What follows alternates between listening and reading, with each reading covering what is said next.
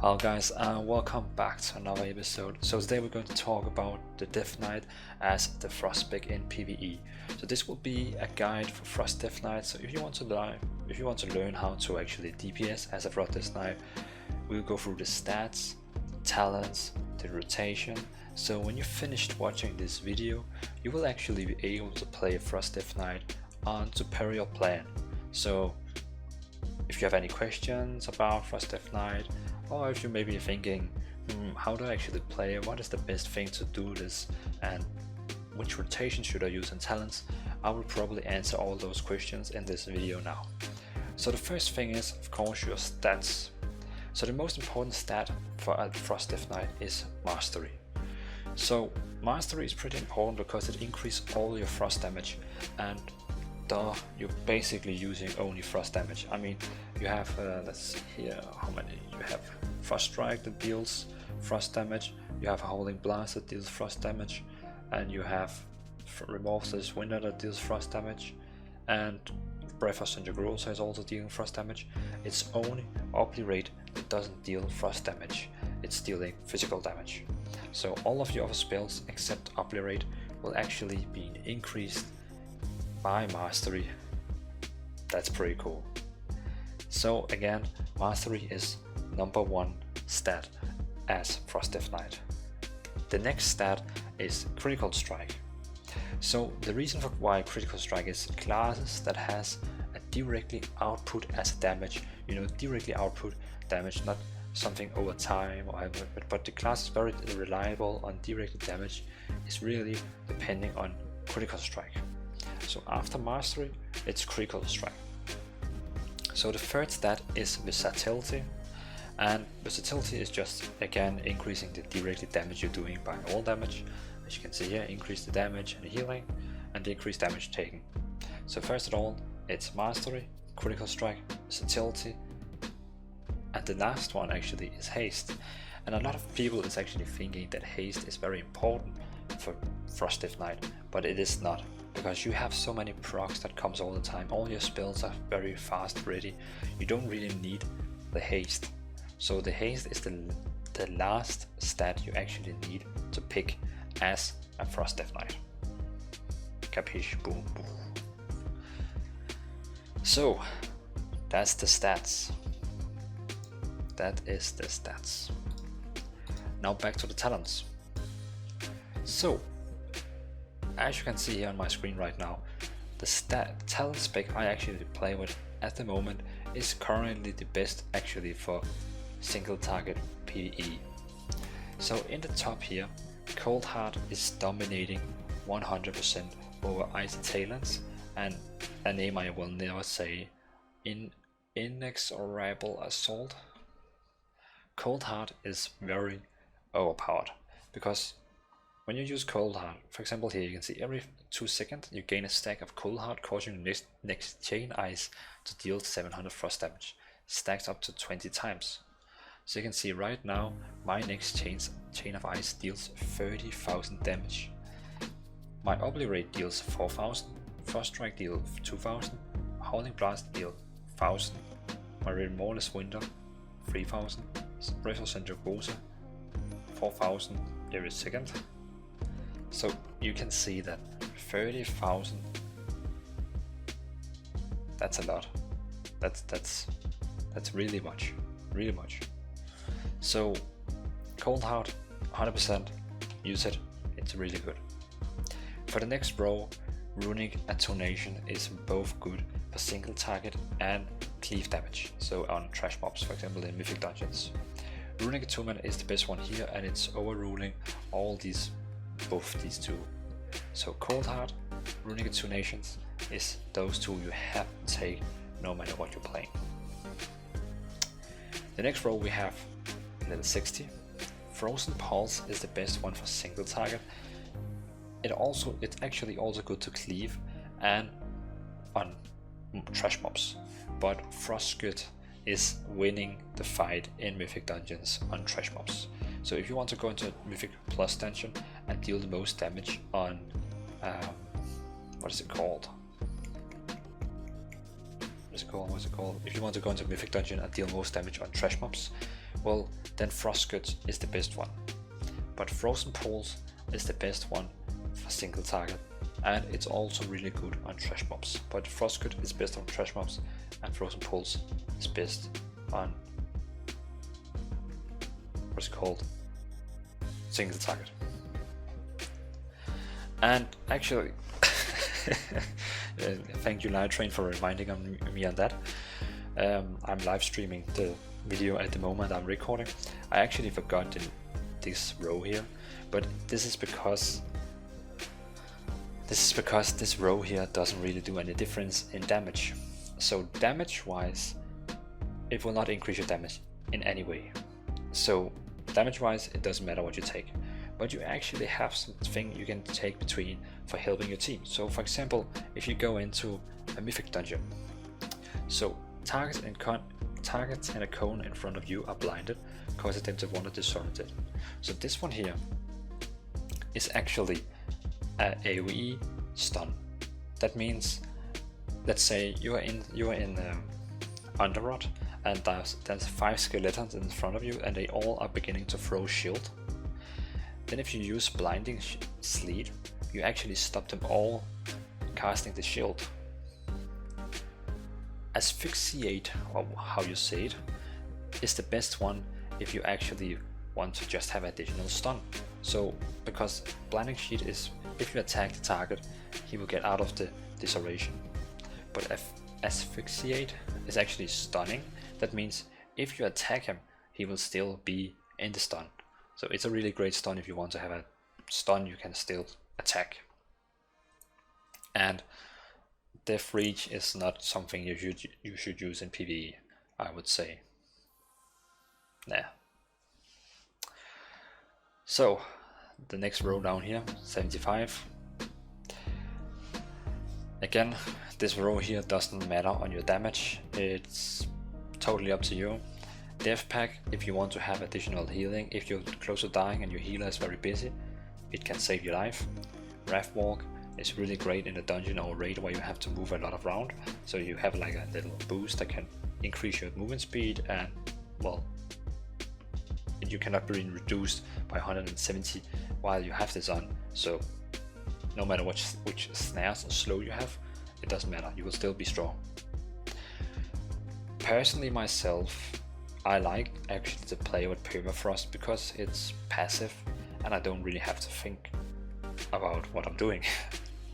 But Death Pack would probably be the best one, I would say, to take, because if you're close to dying you can get half of your health up and you're kind of saving the healer's busy job.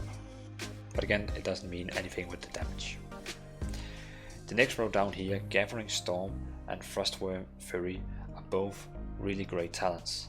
Frostworm's Fury and Gathering Storm is actually so close together that it's recommended to go into, for example, Raider.io and sim your stats, because they are so close to each other that it doesn't, if you play just casual or basic, it doesn't matter if you take Gathering Storm or Frostworm Fury. Both of them is really great, and you cannot feel any difference which one you take. But if you want to really be hardcore raider for a method, and you really want, I would recommend you to go in and sim it and see exactly with the stats you have if Frostworm or Gathering is the strongest one. But because these two are both strong, you can say equal, then I better like to play with Gathering Storm, because I hate really to play with Frostworm because it's a 3-minute cooldown. It's like, I don't want to have a 3-minute cooldown. It's bullshit, if I could say. The last row, level 100, Breath of Sindragosa is a must-do, and it's overruling everything. Operation and Ice Cap are really behind the line, and Breath of the Sindragosa is the only thing to actually choose here. And that's the history of that. Breath of Sindragosa is so good that it's the meta to play with. So that was pretty much what I can say, the stats and the talents. So now it's about the rotation. So if I ask here, let's see here. So let's set up my little fellow friend here. There we have. Okay, so we have my little Pandaren friend here I can hit on. Super. So the first thing you want to do when you're playing as a Frost Death Knight, you're probably right now thinking, I should use my Cold Heart right now because the chain of ice is stacked up on 20. That's not correct. You want to use it in the end of Pillar of Frost because if you look on Pillar of Frost, it's really overpowered. The power of Frost increases your strength by 15. That's fine. Each rune spent while active increases your strength by additional 1. So that means in the last 2 seconds of Pillar of Frost, you have a lot of more strength. So in those last 2 seconds, you want to use Chains of Ice and deal a big load of damage. So let me show you. So it says each rune spent. So you can see I have these 6 runes. So now I use Pillar of Frost and I use all my runes. So you can see here it increased 19, 21. Let's see it. Let's get it up. Can we get it higher up? 22. And now I use Chains of Ice. And it deals a lot of more damage. At the moment, you cannot really see how much it deals damage,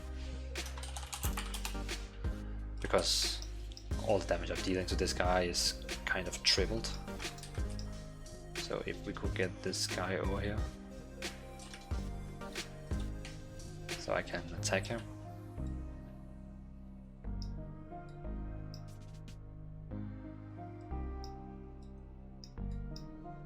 Okay, super. So you can see now it's almost up on 20 stacks again.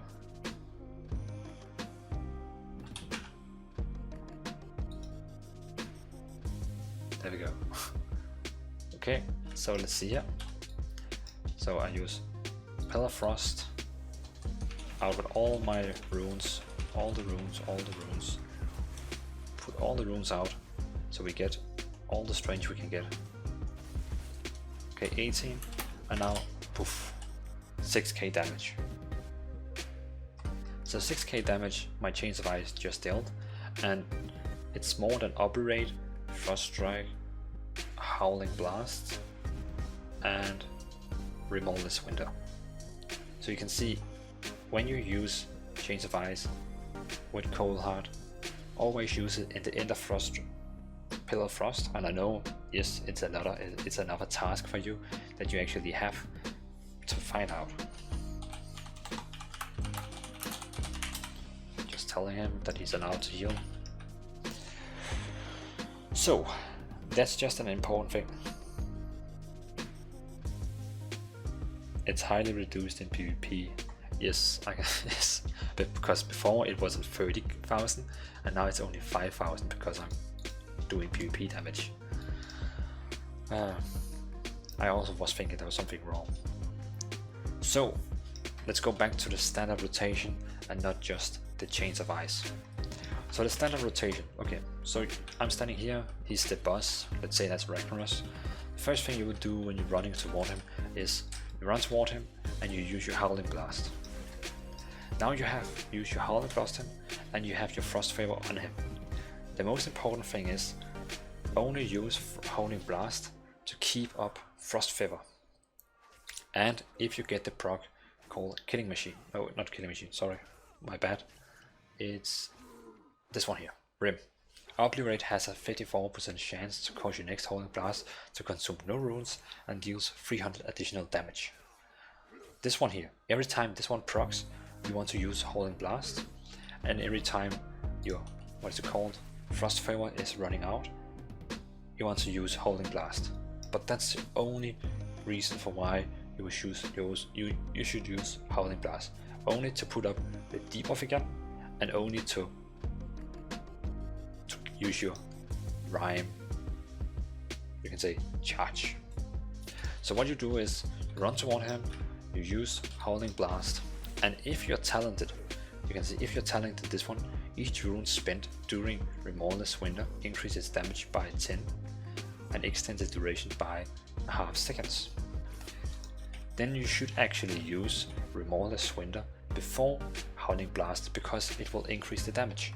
but it's only if you talented Gathering Storm, because as I said, Frostworm and Gathering are both equal strong. So if you play Frostworm, it doesn't matter which one you use first, but if you use Gathering Storm, I will highly recommend to first use Remorseless Winter, then Howling Blast, and now every time you use a rune, it will increase the damage by 10 and extend the duration. So let's reset again. Okay.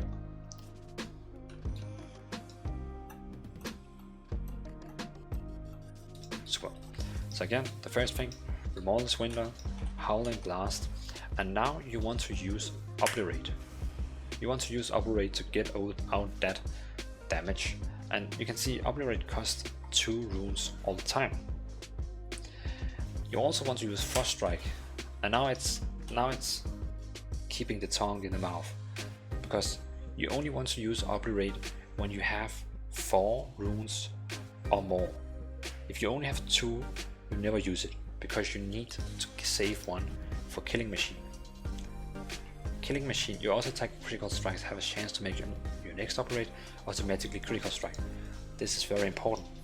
So that means right now if I use 3 Obliterates, now if I get the Killing Machine buff, I cannot use my Obliterate because I have used all my runes.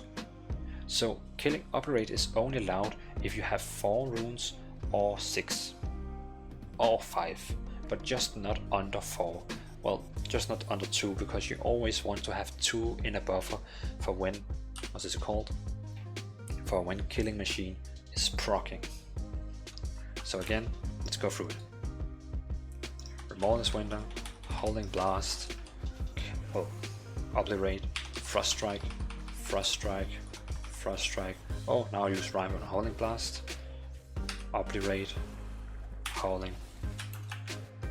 So you can see it's a kinda easy rotation. You just use Remorseless Winter all the time you can. You just keep up your Frost Feather with Howling Blast and use it every time Rhyme gets activated. You use Obliterate every time you have more than 2 runes, or if Killing Machine is active, but only use Obliterate if you have still 2 runes back. So that means 4, 5, 6 runes back. And every time you're on every time you're over 70 runic power, you want to use Frost Strike as your filler spell.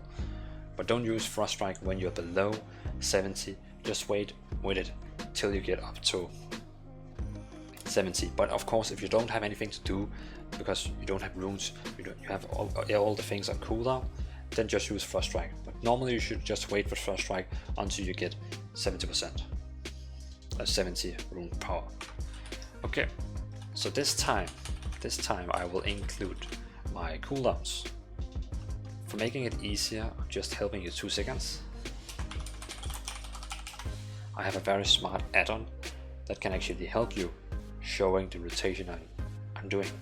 I should just have activated from the start, but now we're here and we're not redoing this. Okay, and now back to the rotation. So let's take it with the cooldown this time. Okay, so the first thing I will do is Pillar Frost to get my Strange buff, then use my Remorseless Winter,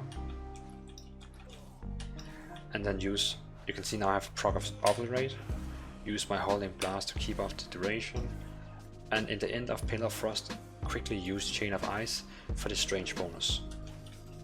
So again, when you use Pillar Frost, use Chain of Ice the last 2 seconds it's on, so you get the Strange bonus on Chain of Ice because of Cold Heart. And also use Remorseless Winter, and remember to use all your runes you can in Remorseless Winter, so it increases the damage and extend the duration by Gathering Storm.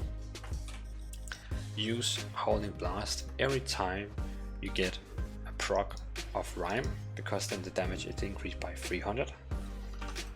So you can see here, we go through it again. So Howling Blast,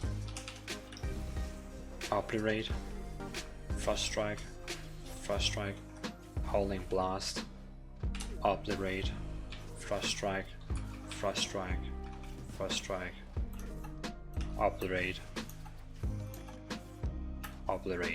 You can see I'm not spamming obliterate because I need to have 2 in a buffer. Of course, in some situation you could also have used them all if you wanted. So let's try now to see if I just run it smoothly, this rotation. Okay.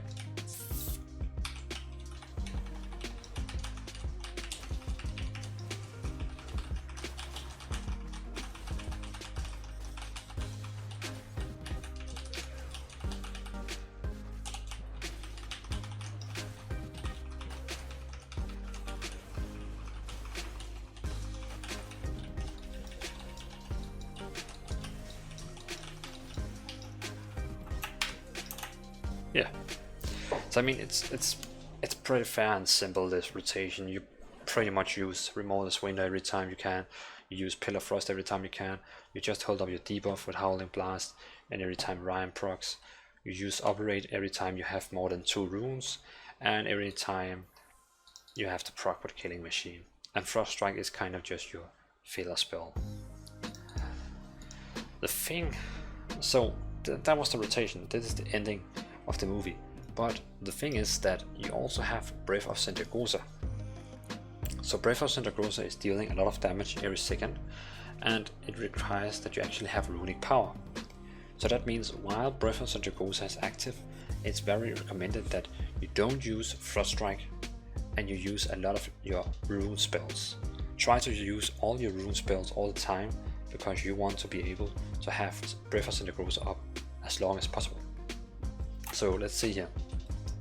So now we're using, well, first I have to get some runic power. So let's get some runic power. Let's get some runic power. Okay, now we have runic power, so Breath of Sindragosa. And now we just kind of, you can say, spamming our runic abilities to see how long we can keep it up. I mean, alone that spell is dealing crazy much damage. Try to see if you can use it on Obliterate while you have it, because Obliterate deals more damage than just spamming Howling Blast. I mean, Obliterate is dealing 4 times the damage of Howling Blast. So try to see if you can use your runes on just Obliterate while Breath of Sindragosa is active. And you're still allowed to use Remorseless Window, you're still allowed to use Chains of Ice, you can still follow your normal rotation. The only thing you should replace is, while you have Breath of Sindragosa active, you never use the Frost Strike. Everything else in the rotation stays the same, and is the same. So I pretty much think that was the Frost Death Knight guide. We have been through the stats, the talents, the rotation, and you should be suitable now on how to play Frost Death Knight. So if you wave goodbye and say goodbye to my friend Kieran, that he helped.